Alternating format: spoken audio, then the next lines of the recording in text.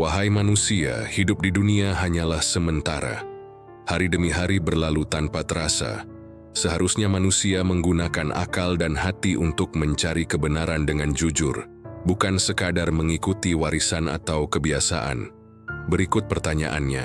1. Kalau doktrin Trinitarianisme adalah pilar utama keselamatan, mengapa kata Trinitas sendiri tidak tertulis dalam Alkitab?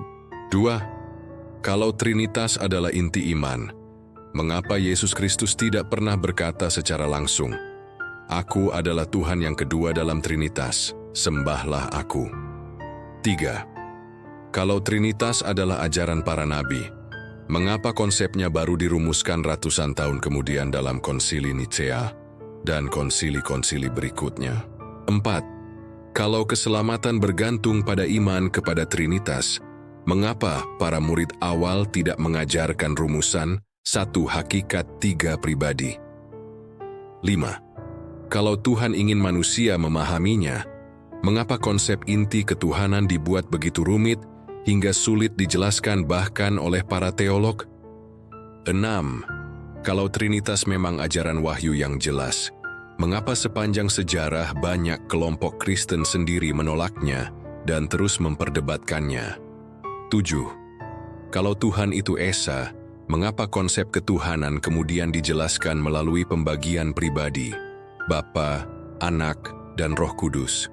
8. Kalau ajaran Trinitas berasal langsung dari Wahyu, mengapa istilah ini muncul dari Tertullianus 170 tahun setelah Yesus tiada?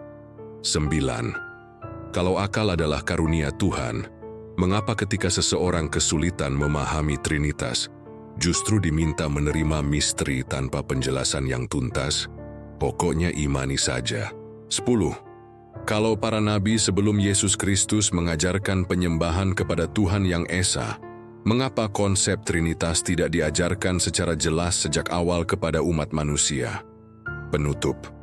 Janganlah manusia merasa aman dengan keyakinannya, tanpa pernah menguji dan memikirkan kebenarannya.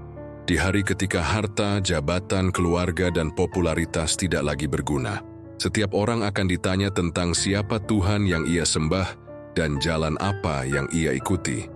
Maka rendahkan hati dalam mencari kebenaran, gunakan akal dengan jujur, dan mohonlah petunjuk kepada Tuhan agar tidak tersesat oleh kebiasaan, emosi, atau fanatisme. Karena kehidupan dunia sangat singkat, sedangkan akhirat adalah perjalanan yang tidak akan pernah berakhir. Subscribe and share, semoga jadi bahan renungan, amin.